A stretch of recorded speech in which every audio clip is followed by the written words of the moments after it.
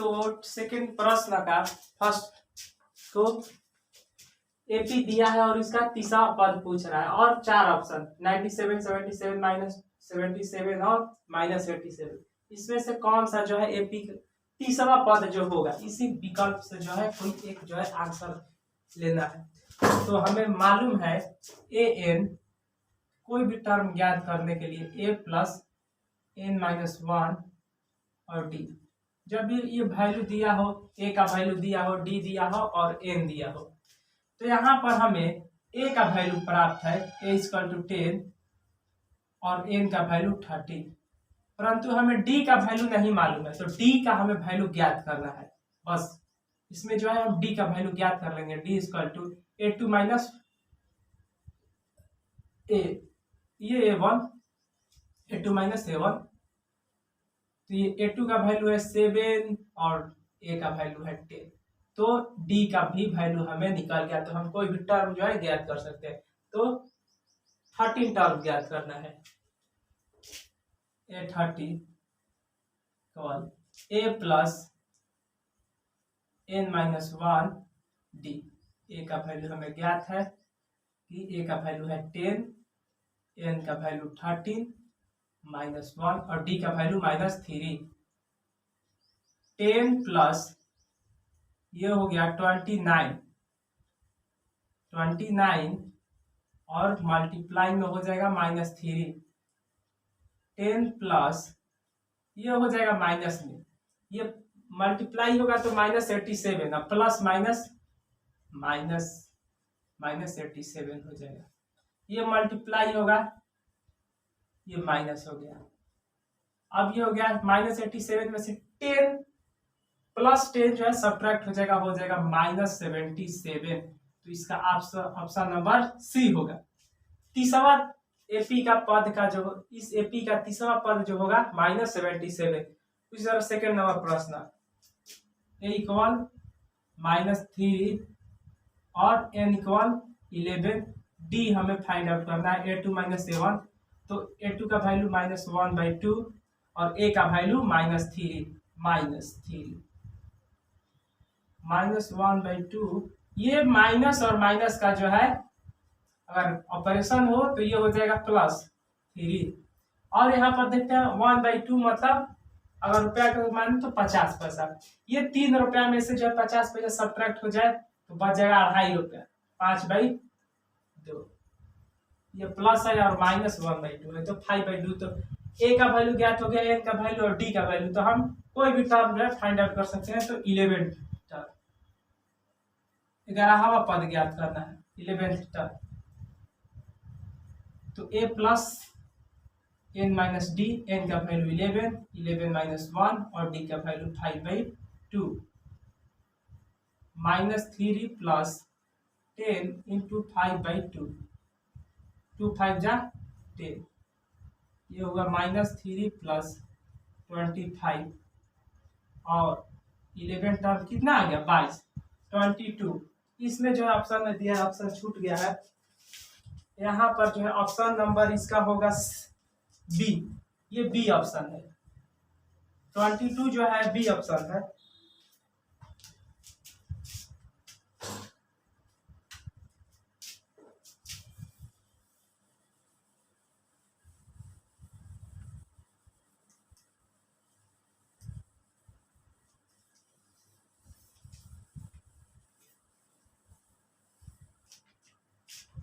Next प्रश्न की ओर रुख करते हुए 3 में दिया निम्नलिखित समांतर श्रेणियों में रिक्त खानों के पदों को भरिए। 3 का फर्स्ट 2 बॉक्स और 30। तो यहाँ पर बॉक्स में जो है हमें फाइंड आउट करना है कि कौन सा जो है नंबर आएगा। तो हमें यहाँ मालूम है a = 2 और a3 = 36। तो हमें अगर d मालूम रहे और a मालूम रहे तो हम जो है नेक्स्ट टर्म को जो है ज्ञात कर सकते हैं। तो हमें यहाँ सर्वप्रथम काम ये करना होगा कि हमें d का वैल्यू फाइंड आउट करना होगा, d common difference a plus. तो d का वैल्यू ज्ञात करने के लिए हम जो है an के टर्म पर रख दे an = a plus n-1 d। तो A3 को रखते हैं A3 इक्वल A प्लस 3 - 1 और D। तो यहाँ पर A का वैल्यू हमें जो है 2 रख देते हैं, अभी 2 रख दिया जाए। A का वैल्यू हमें ज्ञात है 2 प्लस n - 1, तो n ये जो है 3, n के जगह पर 3 टर्म्स जो है 36।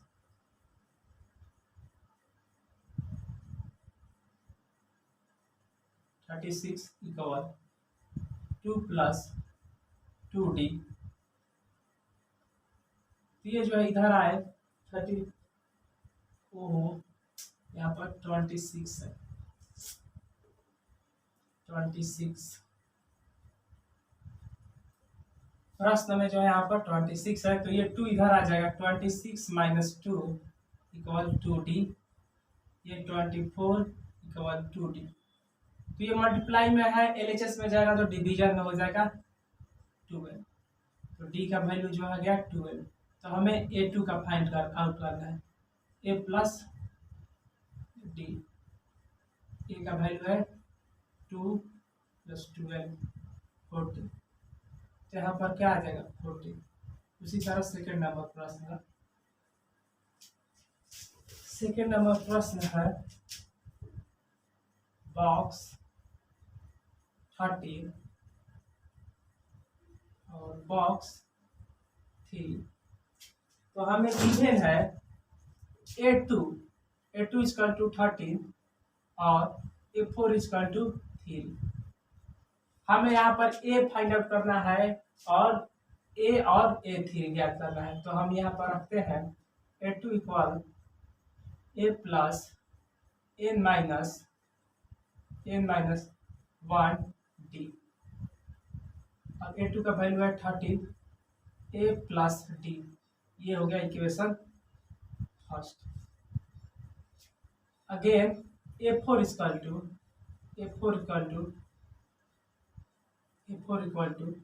A plus 4 - 1D। A4 का वैल्यू है 3, A plus 3D।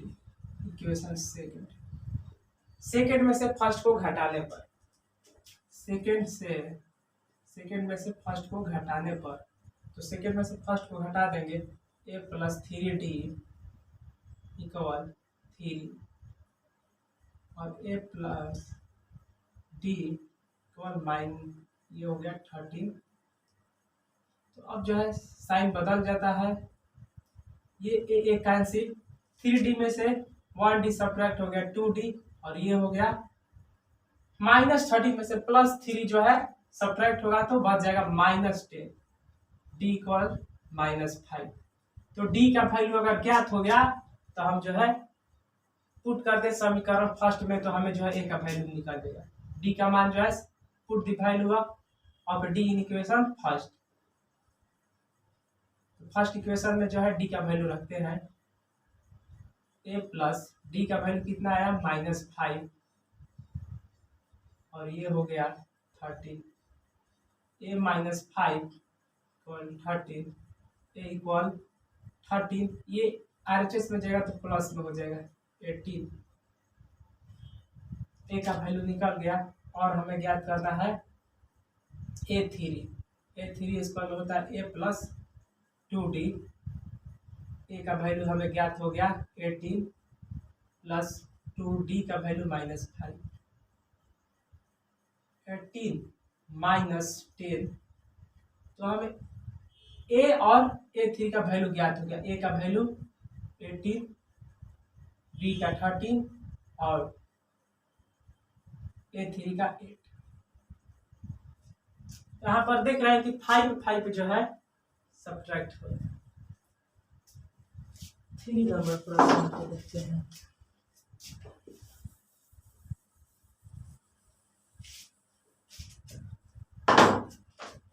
Three 1 2 3 5 box 9/1/2।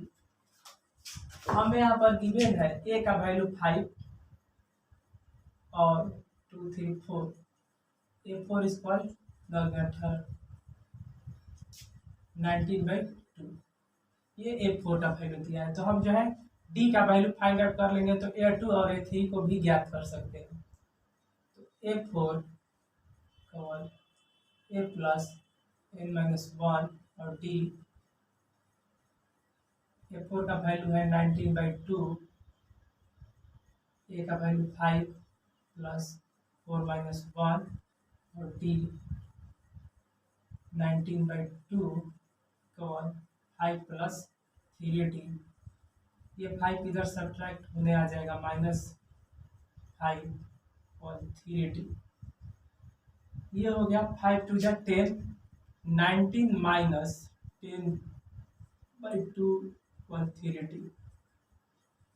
9/2 और 3D। ये जो है गुणा, ये मल्टीप्लाई में इधर आएगा तो सब्ट्रैक्ट डिवीजन हो जाएगा, 9/2 इंटू 3 टाइम्स में कट गया 3/2। डी का वैल्यू कितना आ गया 3/2। तो अब हमें जो है A2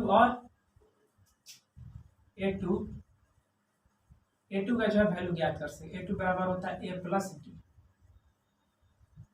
A का वैल्यू 5 और D 5 प्लस 3/2। तो इसका वैल्यू हो गया 5 2 जा 10, 13/2। इसके बाद A3 A plus 2D, A का वैल्यू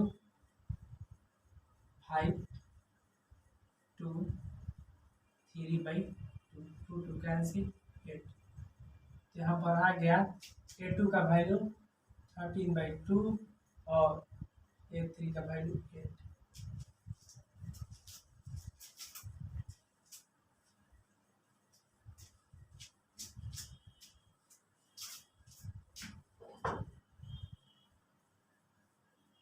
फोर नंबर प्रश्न को देखते हैं।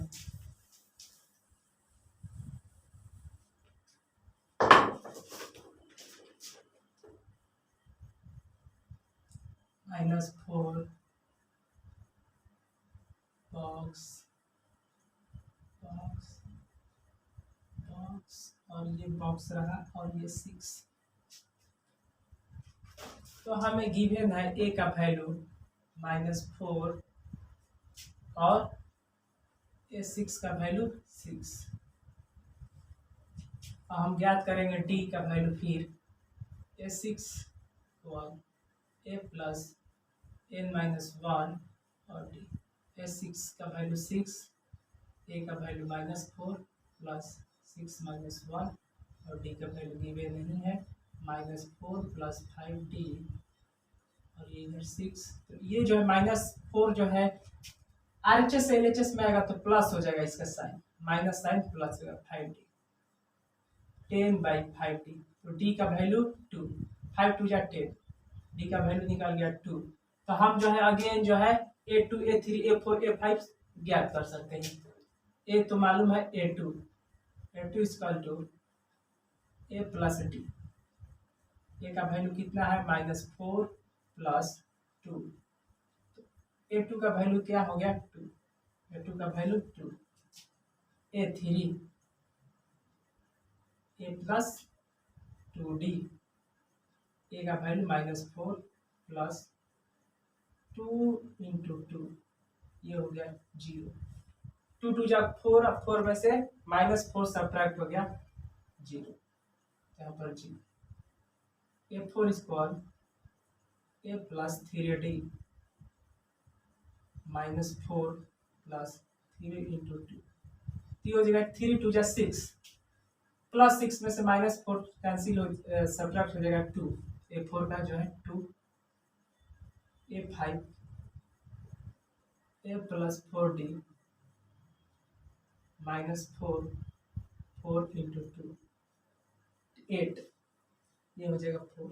तो हम जो है A2 A3 A4 A5 का जो है वैल्यू ज्ञात कर लिए, तो ये हो गया 4। 5 नंबर प्रश्न को सॉल्व करते हैं।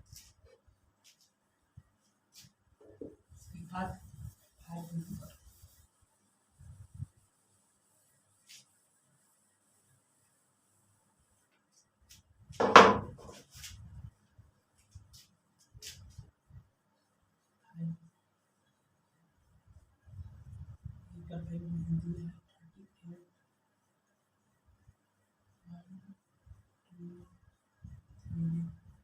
और -22।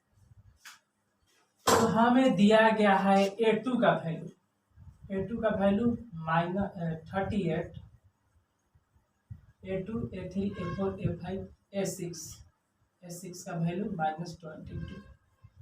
तो हम यहाँ से जो है समीकरण बना लेते हैं। A2 equal A plus 2 minus 1 और D। A2 का value 38, A plus D, equation first. Similarly इसी तरह A6, A plus 6 minus 1 D, A plus 6 में से 1 गया 5D, और A6 का वैल्यू -22। ये बना लेते हैं इक्वेशन सेकेंड। तो सेकेंड या सेकेंड में से घटाए आप फर्स्ट में से, फर्स्ट से सेकेंड को घटाने पर, समीकरण फर्स्ट में से सेकेंड को घटाने पर A प्लस D इक्वल 38, और ये हो गया A प्लस 5D और -22। साइन जो है बदल देगा, माइनस माइनस प्लस, ये कैंसिल, ये हो गया -4D, और ये हो गया 10, 5, 6, 60। D का वैल्यू निकाल गया -15, बाय D का वैल्यू हो गया -15। तो A का वैल्यू ज्ञात करना है, तो हम समीकरण फर्स्ट, D का मान समीकरण फर्स्ट में रखने पर, D का मान समीकरण फर्स्ट में रखने पर, तो D का वैल्यू रख देते हैं समीकरण फर्स्ट में, A प्लस -15 और 38, A equal to -15 equal to 38। ये RHS में जाएगा तो प्लस में हो जाएगा 38 प्लस 50, तो ऐड हो जाएगा 34, 53। A का वैल्यू ज्ञात हो गया हम, तो हम यहाँ से जो है A2, A4 ये सब ज्ञात करेंगे। A2 दिया है,